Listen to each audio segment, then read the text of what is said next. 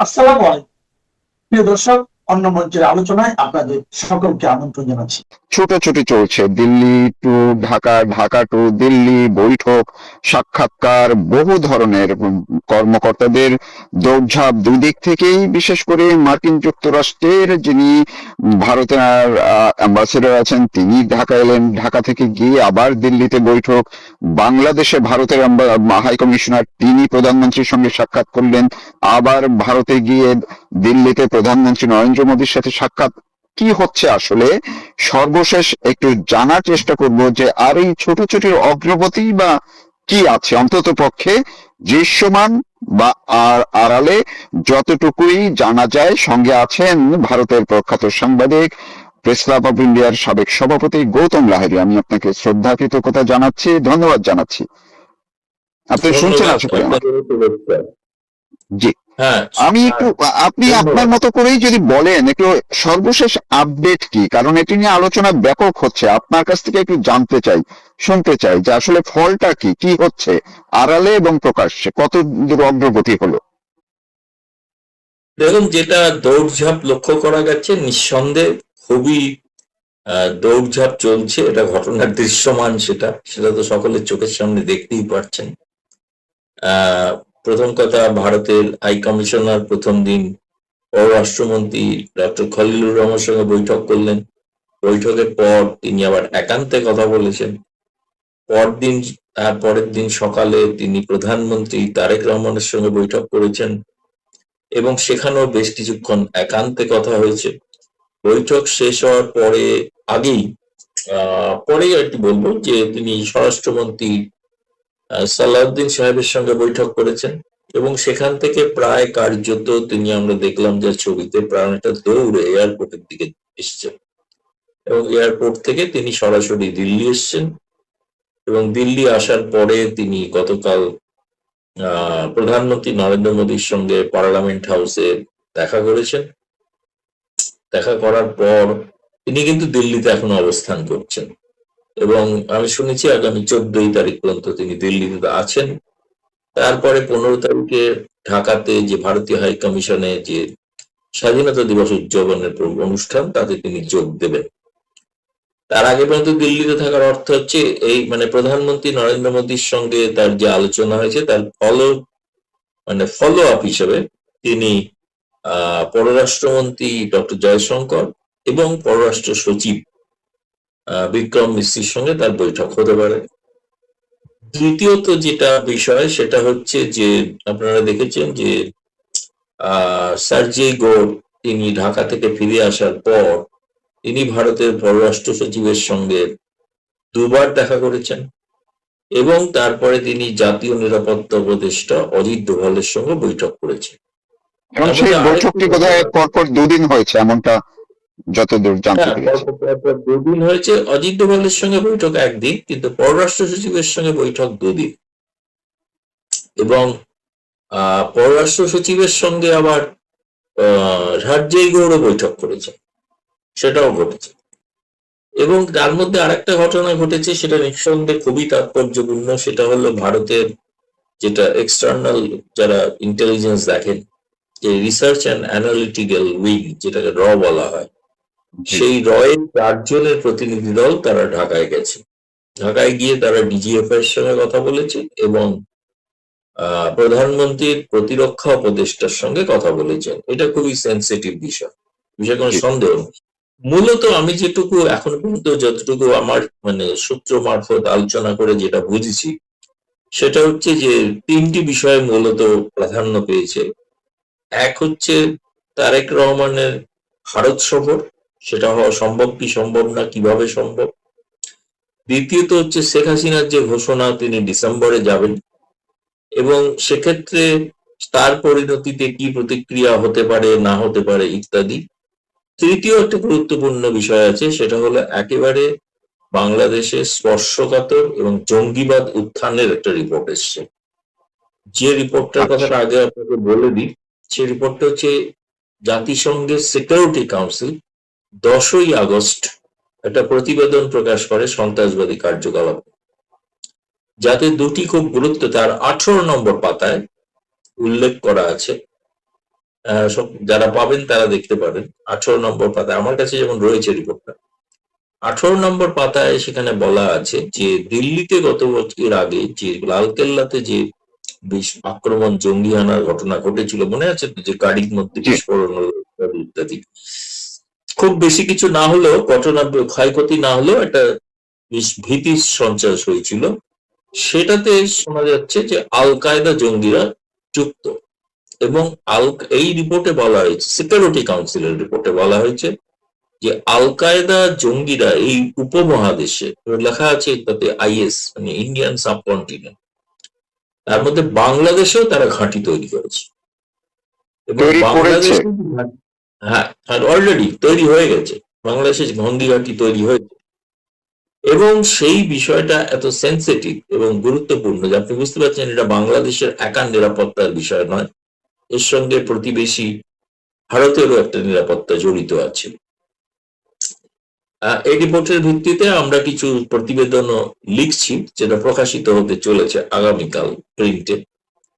তো এখন এই বিষয়টা সম্ভবত একটা হতে পারে যে আমাদের গোয়েন্দা প্রধানরা তারা এ ব্যাপারে সতর্ক করেছেন বাংলাদেশকে, এবং তারপরে যে ঘটনা বাংলাদেশে ঘটেছে, আপনি দেখেছেন কিনা জানি না, সাভারে একটা প্রেসার কুকার বোমার বিস্ফোরণ ঘটেছে। হ্যাঁ, সাভারে 2 জায়গায় ঘটেছে। এই বিস্ফোরণের ঘটনাটা এত প্রবল ছিল এবং এত তীব্র ছিল, এখানকার স্থানীয় মানুষ বলেছেন যে প্রায় আশেপাশের গোটা এলাকা কেঁপে গিয়েছে। আরেকটি ঘটনা ঘটেছে বরিশালে।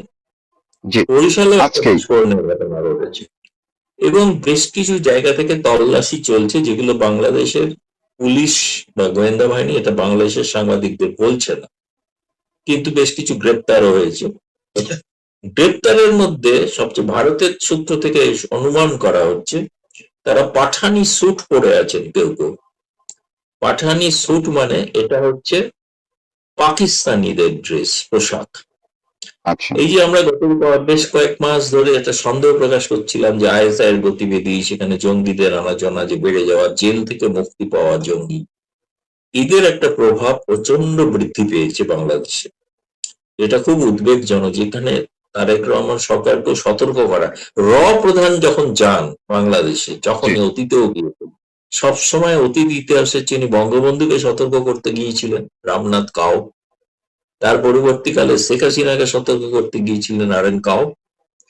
এখন আমি জানি না, তারেক রহমানের সঙ্গে তো দেখা হয়নি, কিন্তু তারেক রহমানের প্রতিরক্ষা উপদেষ্টার সঙ্গে সাক্ষাৎ হয়েছে, যে কারণে লক্ষ্য রাখবেন যে গত কয়েকদিনে বাংলাদেশে জামায়াত ইসলামের কার্যকলাপ সাময়িকভাবে একটু নীরবতা পালন করছে তারা। এখন তারা অন্য কোন রকম রণনীতি করছে কিনা জানি না। এটার একটা প্রতিক্রিয়া হতে পারে যে শেখ হাসিনা যে আসবেন বলেছেন, তাকে ভয় দেখানোর জন্য এই ধরনের জঙ্গি কার্যকলাপ দেখানো করা। সেই বিপদটা তো শুধু শেখ হাসিনার জন্য নয়, এটা গোটা বাংলাদেশের বিপদ, এটা ভারতেরও বিপদ, তাই না? এরকম বোকার মতো তো কাজ করে কোনো লাভ নেই। এবং সেই কারণে আমার শেখ হাসিনা এসবে ভয় পান। তার বিরুদ্ধে 19 বার হামলা হয়েছে, আর একবার হবে 20তম, তাতে কিছু এসে যায় না। তবু তিনি তার কোনো সিদ্ধান্ত পরিবর্তন করছেন এখনো শুনিনি। দ্বিতীয়ত যেটা গুরুত্বপূর্ণ বিষয়, সেটা হচ্ছে তারেক রহমানকে ভারত 2 দফায় 2টো আমন্ত্রণ জানিয়েছে। একটা হচ্ছে প্রধানমন্ত্রী নরেন্দ্র মোদী তার জয়ের পর তাকে ভারত সফরে আমন্ত্রণ জানিয়েছিলেন প্রধানমন্ত্রী হিসেবে, এবং সপরিবারে সফরের আমন্ত্রণ জানিয়েছিলেন। 2 হচ্ছে যেহেতু ভারতে ব্রিক্স সম্মেলন অনুষ্ঠিত হচ্ছে, সেই ব্রিক্স সম্মেলনের জন্য একটা আমন্ত্রণ জানিয়েছেন। সেটা যেহেতু তারেক রহমান এখন বিমস্টেকের সভাপতি। আচ্ছা, বিমস্টেক বলে এটাকে বাংলাদেশে একটা নানা রকম প্রচার হচ্ছে, কিন্তু ঘটনা হচ্ছে শুধু ব্রিক্স নয় তো, ধরুন আসিয়ান, জিসিসি, ইউরোপিয়ান ইউনিয়ন, যেগুলো এই ধরনের আঞ্চলিক গোষ্ঠী আছে, তাদের সকলের সভাপতিকেই আমন্ত্রণ জানানো হয়েছে। যেমন ইউরোপিয়ান ইউনিয়নের সভাপতি এখন আয়ারল্যান্ডের প্রধান, ফলে আয়ারল্যান্ডের প্রধানমন্ত্রীকে ইনভাইট করা হয়েছে। তিনি এরা অনেকেই হয়তো আসছেন। সেক্ষেত্রে বিমস্টেকের সভাপতি হিসেবে তারেক রহমান যদি না আসেন, তাহলে সেটা অত্যন্ত একটা আন্তর্জাতিক ক্ষেত্রে খুবই নেতিবাচক ঘটনা ঘটবে। কিন্তু তাদের সিদ্ধান্ত হয়তো, এখন শুনছি যে আমেরিকারও একটা চাপ আছে যে যাতে তারা ব্রিক্সের ব্যাপারে বেশি আগ্রহ না দেখান, কারণ ব্রিক্স জোটটা সম্পর্কে আমেরিকার একটা আপত্তি আছে, না করছে। ভারতের এসবের কিছু এসে যায় না, ভারত এটা করবে। কিন্তু একই সঙ্গে তৎপরতাটার আর একটা কারণ হচ্ছে যে অথচ তারেক রহমান সরকার কোনোভাবেই ভারতকে উপেক্ষা করবেন না। এবং এই এরকম কারণে যদি একটা এরকম একটা বাংলাদেশ থেকে এরকম একটা তথ্য আছে, সেটা হচ্ছে যে এই ভারতে আসা নিয়ে তারেক রহমানের যতটুকু আগ্রহ আছে, কিন্তু খলিলুর রহমান বাধা হয়ে দাঁড়িয়েছেন, এবং এটি নিয়ে তাদের দুইজনের মধ্যে, অর্থাৎ প্রধানমন্ত্রী তারেক রহমান এবং খলিলুর রহমানের মধ্যে একটা বিরোধপূর্ণ অবস্থান, মতবিরোধ তুঙ্গে আছে। এবং তারেক রহমান সর্বশেষ ভারতে এই ব্রিক্সে আসার জন্য আগ্রহ দেখাচ্ছেন, এরকম একটা খবর আছে। আপনি আপনি কি মনে করেন যে এটা কতটা হতে পারে? না, যে আপত্তিটা থাকতে পারে খলিলুর রহমানের, সেটা হচ্ছে ব্রিক্সে আসার ব্যাপারে। জি, কিন্তু দ্বিপাক্ষিক সফর যেটা, এখন যেটা সর্বশেষ পরিস্থিতি, সময় খোঁজা হচ্ছে, এটা মোটামুটি ধরে নিতে পারেন প্রায় নিশ্চিত যে তারেক রহমান ভারত সফর করছেন। এবং করছেন মানে তিনি দ্বিপাক্ষিক সফরে করছেন, ব্রিক্সের সফরে নয়। এই সফরের সময়সূচির মধ্যে প্রধানমন্ত্রী নরেন্দ্র মোদী এ মাসের শেষে তিনি সাংহাই কোঅপারেশনের জন্য কাজাখস্তান যাবেন, সেখান থেকে উজবেকিস্তান যাবেন, তারপরে ফিরবেন। এবং তারপরে 11-12-13 তারিখে যেহেতু ব্রিক্স সম্মেলন, শিখর সম্মেলন, ফলে সেই নিয়ে তার আগের অন্তত 3-7 ব্যস্ততা থাকবে। ফলে একমাত্র আমি যেটা উইন্ডো দেখতে পাচ্ছি, অনেকে কেউ কেউ বলেন যে আগস্ট মাসে প্রধানমন্ত্রী সাংহাই কর্পোরেশন যাওয়ার আগেও নাকি ঘটে যেতে পারে, এগুলো কোনো ঠিক হয়নি। কিন্তু সেপ্টেম্বরের প্রথম সপ্তাহটা একটা সম্ভাবনাময় তৈরি হয়েছে। এবং সেক্ষেত্রে সেটা যদি হয়, তাহলে কিন্তু আপনি বুঝবেন যে দুটি ঘটনা। এক হচ্ছে দিল্লিতে যে বাংলাদেশের হাই কমিশনার আছেন রিয়াজ হামিদুল্লাহ, জি, তার মোটামুটি জেনেভা পোস্টিং পাকা, তিনি জেনেভায় চলে যাবেন।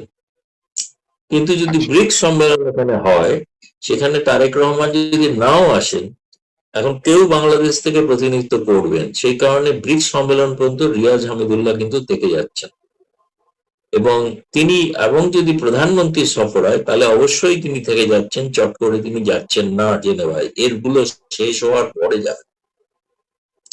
আগামী 17 তারিখে তার একটা গুরুত্বপূর্ণ ভাষণ আছে, হয়তো সেখানে কিছু বলতে পারেন। আর 20 তারিখেও আর একটা তার বিদায় সমারোহ আছে, সেখানেও কিছু বক্তব্য রাখতে পারেন। কিন্তু ফলে বলছি, এই যে ঘটনাগুলো ঘটছে, কিন্তু তারেক রহমানের সঙ্গে ভারতের যে একটা, এর সঙ্গে শেখ হাসিনার আমি প্রত্যর্পণ বলছি না, আমি বলছি প্রত্যাবর্তন, যেটা জি, খলিলুর রহমান সাংবাদিকদের ব্রিফ করার সময় ভুল করে প্রত্যাবর্তন বলে ফেলেছিলেন একবার, পরে কারেক্ট করে আবার প্রত্যর্পণ বলেছে। সেই প্রত্যাবর্তনের বিষয়টাও কিন্তু জড়িত থাকবে, অর্থাৎ তার নিরাপত্তা, সেখানে কি হবে। এবং খুব ইন্টারেস্টিং, আপনারা সকলেই হয়তো শুনেছেন, আমিও বেশ চমকিত। সেটা হচ্ছে প্রধানমন্ত্রী তথ্য উপদেষ্টা গতকাল সাংবাদিক বৈঠকে বলেছেন জি, জি। শেখ হাসিনার লোকে তাকে সর্বোচ্চ নিরাপত্তা দেওয়া হবে, অর্থাৎ তার অথচ মাত্র জীবনহানির আশঙ্কা। একদিন আগেও তিনি উল্টা কথা বলেছিলেন। হ্যাঁ, তার মানে ধরুন, এটা আমি বলছি, আমি দোষ দেওয়ার জন্য, কোনো ক্ষোভ ধরার জন্য বলছি না, তারা ডিগবাজি খেলেন, এটা আমি বলতে চাইছি না। আমি বলতে চাইছি এটা স্বাভাবিক বাস্তব ঘটনা। 15-16 বছরের একজন প্রধানমন্ত্রী, তাও মহিলা প্রধানমন্ত্রী, তিনি যাবেন, তাকে সেখানে হত্যা করা হবে, এটাতে তারেক রহমান সরকারের ভাবমূর্তি গোটা বিশ্বে মলিন হয়ে যাবে। আপনি তো দেখে শুনেছেন তো পূর্ববর্তী কাহিনী, যে বঙ্গবন্ধুকে যখন পাকিস্তান ফাঁসি দেবে ঠিক করেছিল, তখন কিভাবে আন্তর্জাতিক দুনিয়ায় যারা 71-এর মুক্তিযুদ্ধের বিরোধিতা করেছিল, তারাও বলতো সেটা চাই যে বঙ্গবন্ধুর ফাঁসি হোক। তিনি গেলেন কোথায়? সেই যুক্তরাষ্ট্রের সহযোগী যুক্তরাজ্যে গিয়েছিলেন, তাই না? লন্ডনে জি, গিয়েছিলেন, সেখান থেকে ভারতে আসেন। যে ফলে এই এমন ঘটনা এমন একটা কোনো কারণেই কিন্তু আমার মনে হয় না, সেই কারণেই তারা হয়তো এটা এই বার্তাটা তারা অন্য কেউ দেননি, এটা কোনো পররাষ্ট্র মন্ত্রণালয় থেকে না, কিন্তু প্রধানমন্ত্রী তথ্য উপদেষ্টা, আমি জানি না আজ পর্যন্ত তিনি এটা খণ্ডন করেছেন কিনা বলতে পারবো না, তিনি ভিন্ন মত এখন প্রকাশ করেছেন কিনা, কেউ অস্বীকার করেছে কিনা আমি জানি না, কিন্তু সেটা আপনি বলতে পারবেন, আমি এতটা ফলো করিনি এখন আর। না, এখন কিন্তু পর্যন্ত আমার তার কাছে ওই মনে অবস্থান। হয়েছে যে জি, আমি একটু আরেকটা বিষয় একটু আপনার কাছ থেকে একটু শুনতে চাচ্ছি, সেটা হচ্ছে যে ভারতের কোনো একটি গণমাধ্যমে আজকে বা গতকালকে প্রকাশ পেয়েছে যে এই যে সার্জিও গোরের যে দৌড়ঝাঁপ এবং আমার ভারত বাংলাদেশের যে ভারতীয় হাইকমিশনার ত্রিবেদী দৌড়ঝাঁপ এর মধ্যে থেকে একটি জায়গায় মোটামুটি একটি হাওয়া পাওয়া গেছে। আমি হাওয়া শব্দটা এই কারণে বললাম যে পরিষ্কার না, যে শেখ হাসিনা বাংলাদেশে ফেরার আগেই যাতে করে তার উপরে দেয়া ফাঁসির দণ্ডাদেশ মানে মৃত্যু দণ্ডাদেশ প্রত্যাহারে সরকার কোনো না কোনো কৌশলে একটা অবস্থান নেয়, সেটার একটা অগ্রগতি কিছু একটা হয়েছে। ভারতের কোনো একটা গণমাধ্যমে এরকম একটা খবর আছে। এই অগ্রগতিটুক সম্পর্কে আপনার কোনো ধারণা বা আপনি কিছু জানেন কিনা? না, আমি যেটা জানি যে সেটা হচ্ছে প্রধানমন্ত্রী তথ্য উপদেষ্টা যেটা বলেছেন, এবং আপনি ভেবে দেখুন যে ভদ্রলোক ভারতে এসেও ঢুকতে পারেননি তার ভিসার জটিলতার কারণে, তিনি জেনারেল শেখ হাসিনা সেই ভারতেই আছেন, তারপরেও তিনি বলছেন যে ওই সাকিবই হোক আর হাসিনাই হোক, তারা সর্বোচ্চ নিরাপত্তা পাবেন এবং তারা বিচারের মুখোমুখি হবেন। তার মানে নতুন বিচারের মুখোমুখি হবেন, এটা তার কথা থেকেই বেরিয়ে আসছে। মানে পুরোনো বিচারটা তাহলে মানে আর থাকছে না, তো সেই ফাঁসির থাকছে না, তারপরে তো গেল আওয়ামী লীগের ওপর থেকে নিষেধাজ্ঞা প্রত্যাহার।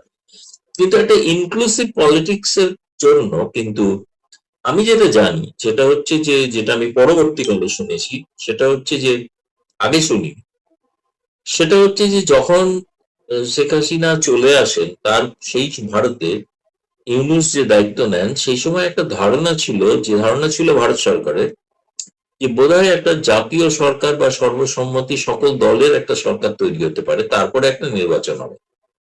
কিন্তু দেখা গেল সেখানে আওয়ামী লীগকে তো ডাকাই হলো না, পরবর্তীকালে আওয়ামী লীগকে নিষিদ্ধ করা হলো। এমনকি এই যে ফেব্রুয়ারিতে নির্বাচন হলো, সেই নির্বাচনের পরেও একটা ধারণা ছিল, নির্বাচনের সময় না, তারপরেও একটা ধারণা তৈরি করে হয়েছিল যে বোধহয় তারেক রহমান সরকার একটা ইনক্লুসিভ পলিটিক্স করবে। এবং বাংলাদেশে আমি যদি বলছি আপনার, জঙ্গিদের প্রভাব যদি বাড়তে থাকে এবং জামায়াতের যে কারণে তাদের প্রভাব যে বেড়ে গিয়েছিল, তার একমাত্র মানে বিরোধী এবং তাকে প্রশমন করতে পারে যে শক্তিটা, সেই শক্তিটা হচ্ছে আওয়ামী লীগ। এটা বিএনপির জন্য আওয়ামী লীগ একটা, আমি বলবো যে রক্ষা কবচ হয়ে দাঁড়াতে পারে। জি, হবে কি হবে আমি না আমি জানি না, ব্যাকপ্যানেল আলোচনা চলছে কিনা বলতে পারবো না, কিন্তু আমার মনে হচ্ছে এতে সব রকম সিগন্যাল যেগুলো আসছে, সেই সিগন্যালেতে এটা পরিষ্কার। কারণ শেখ হাসিনা বলেছেন তিনি গিয়ে ক্ষমতা দখলের জন্য যাচ্ছেন না, তিনি রাজনীতির কথাও বলেন।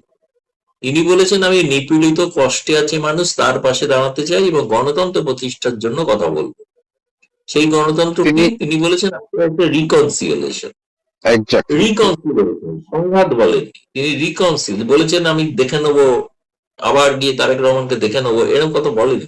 তিনি বলেছেন তার সঙ্গে আমি আলোচনায় আসতে চাই, কার্যত এই বার্তা দিয়েছে।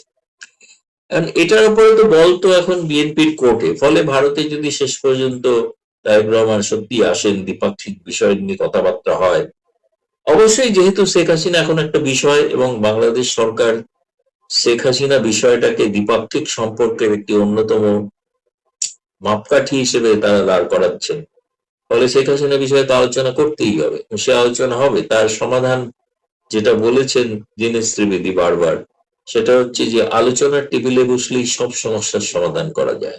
মানে কোনো সমাধান সূত্র হয়তো ভারতের হাতে আছে, সেটা একমাত্র তারেক রহমানকেই তিনি বলতে পারেন। ফলে সেই বৈঠকটার দিকে আমাদের তাকিয়ে থাকতে হবে যদি সেটা ঘটে। জি, তার মানে আমি শেষ করছি এইটুকু আপনার কাছ থেকে ছোট্ট করে একটু জেনে, তার মানে এখনো যে দৌড়ঝাঁপের প্রক্রিয়া শেষ হয়নি, এখনো চলছে। আগামী হয়তো সপ্তাহখানেকের মধ্যে আরো অনেক কিছু পরিষ্কার হয়ে যাবে, এমনটাই আপনি দেখছেন? আমার মনে হয় না সপ্তাহখানেক তো বটেই, কারণ এর মধ্যে ভারতের স্বাধীনতা দিবস উদযাপন আছে, সেই সময়টা তো অন্যরকম পরিচালনা। 14 তারিখ পর্যন্ত যেহেতু দীনেশ ত্রিবেদী আছেন এখানে, ফলে দীনেশ ত্রিবেদী আর কার কার সঙ্গে দেখা করেন সেটা জি। দেখার অপেক্ষায় থাকলে আমরা বুঝবো। তারপরে যদি জানা যায় যে পররাষ্ট্র সচিব ঢাকা যাচ্ছেন, তাহলে নিশ্চিত হওয়া যায় যে একটা কিছু সমাধান খুঁজে পাওয়া গেছে।